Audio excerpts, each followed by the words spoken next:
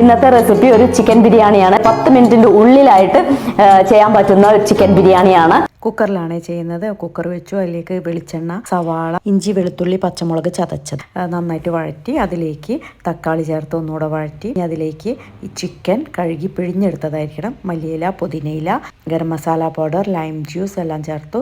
പിന്നെ 1 കപ്പ് അരി നന്നായിട്ട് കഴുകി വെള്ളം കളഞ്ഞത്, അതിലേക്ക് 1/4 കപ്പ് വെള്ളമാണ് ചേർക്കുന്നത്. ഏലക്ക, ഗ്രാമ്പൂ, പട്ട, നെയ്യ്, ഉപ്പ് ഇതെല്ലാം ചേർത്ത് കുക്കർ അടച്ചു വെച്ച് ഒരു സ്റ്റീം വരുമ്പോൾ ഓഫ് ചെയ്യുക. എന്നിട്ട് പ്രഷർ പോയതിന് ശേഷം മാത്രം എടുക്കുക.